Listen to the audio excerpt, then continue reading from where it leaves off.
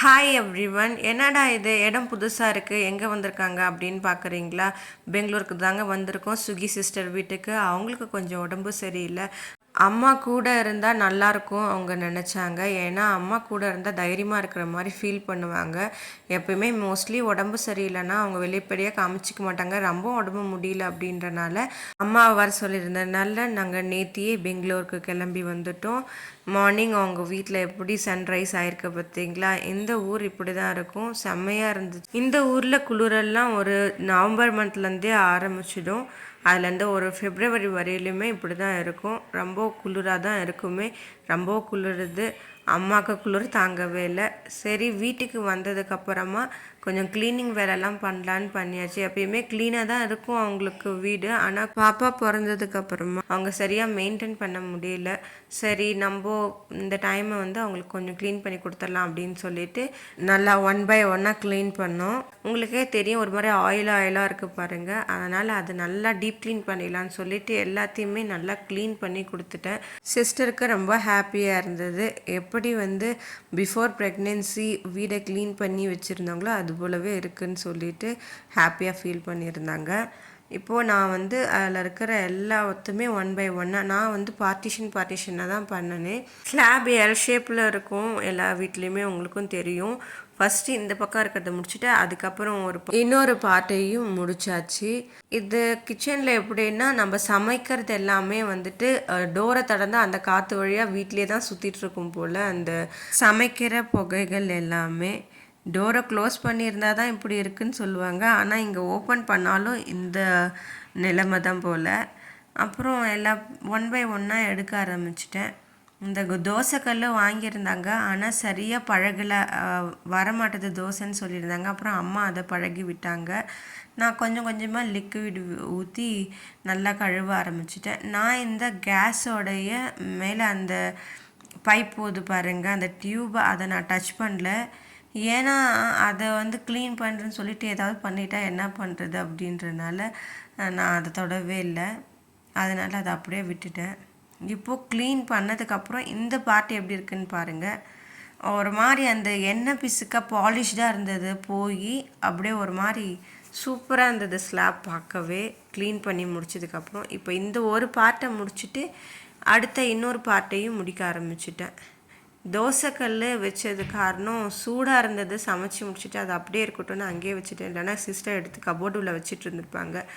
இந்த பக்கம் இருந்ததையும் அழகாக ஒன் பை ஒன் க்ளீன் பண்ணிட்டேன். பாத்திரம் மட்டும் வாஷ் பண்ணாமல் இருந்தது, அதையுமே வாஷ் பண்ணிட்டேன். அப்புறம் இந்த வால் இருந்தது பாருங்கள், அதையுமே நல்லா க்ளீன் பண்ணியாச்சு.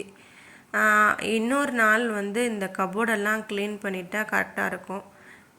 எங்களுக்கு எப்பயுமே வந்துட்டு இந்த கபோர்டில் இருக்கிற திங்ஸை கரெக்டாக வச்சுட்டாவே போதும் அப்படின்ற மாதிரி ஆகிடும். ஏன்னா அந்த இடம் தான் அதிகமாக நம்ம பாத்திரமெல்லாம் எடுத்ததுக்கப்புறம் கச்சமுச்சான்னு இருக்கும். அது மட்டும் இல்லாமல் என் சிஸ்டர் வீட்டில் எது எங்கே வைக்கிறதுன்னு தெரியாதனால நான் அப்படியே வச்சுட்டேன். ஏன்னா அவங்க கிச்சன் அவங்க எப்படி வச்சுருந்தாங்களோ அந்த மாதிரி இருந்தால் தான் பிடிக்கும் இல்லை எல்லாருக்குமே. நாம் போய் அதை ஆல்ட்ரேஷன் பண்ணுறேன்னு சொல்லிவிட்டு அதை நம்ம எதுவும் தொந்தரவு பண்ணக்கூடாதுன்றனால நான் எடுத்த இடத்துல எல்லாத்தையுமே அப்படியே வச்சாச்சு. இது அவங்க வீட்டுக்கு எதிர்த்தாப்பில் இருக்க இந்த கார்டன்லலாம் வைக்கிற புல்லை வந்து அந்த லேண்டுக்காரங்க வளர்க்குறாங்க. அந்த இடத்துல பார்த்திங்கன்னா நிறையா கோட்டெல்லாம் இருந்தது, வெள்ளை கலரில் ஷீப் இருந்தது. இந்த கார்டனோடு சேர்த்து அந்த ஷீப்பை பார்க்கும்போது ஏதோ ஃபாரினில் பார்த்த ஒரு வியூ மாதிரி இருந்தது. எனக்கு ரொம்பவும் பிடிச்சிருந்தது.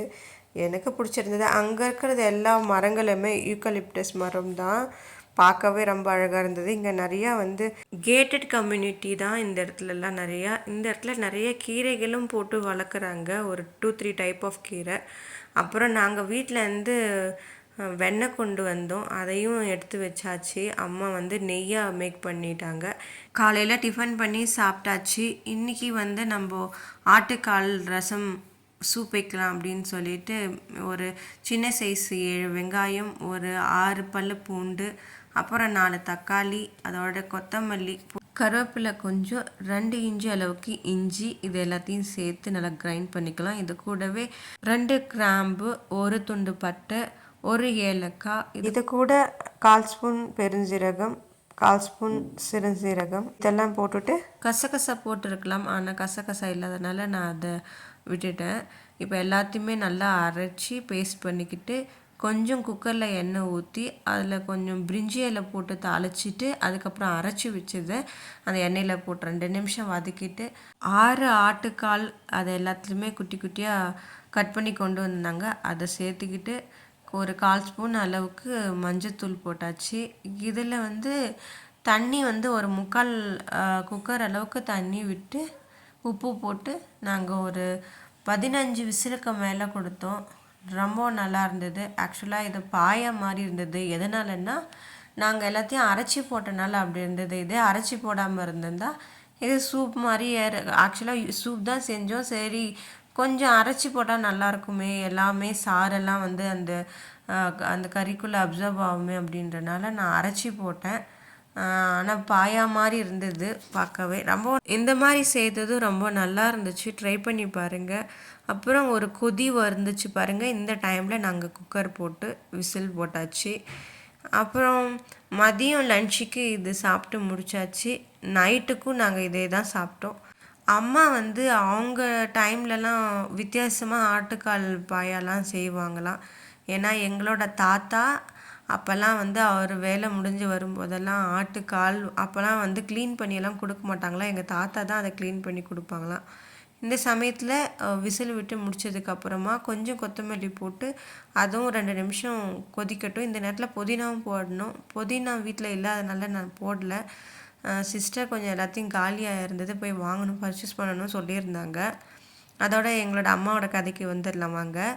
எங்கள் தாத்தா வந்துட்டு எல்லாத்தையும் க்ளீன் பண்ணி கொடுத்துருவாங்களாம். அதே மாதிரி தான் மட்டன் ஹெட்டு வாங்கிட்டு வந்தாலும் அதே மாதிரி தான் எங்கள் தாத்தா தான் அதை சுட்டு நல்லா மேலே இருக்கிற முடிகள் எல்லாத்தையுமே எடுத்துட்டு அழகாக வந்து அதை கட் பண்ணியும் கொடுப்பாராம். இதில் கொஞ்சம் ஒரு ஸ்பூன் அளவுக்கு பெப்பர் போட்டுக்கிட்டோம். ஏன்னா இதில் நாங்கள் பச்சை மிளகாய் ஒன்று தான் போட்டிருந்தோம்.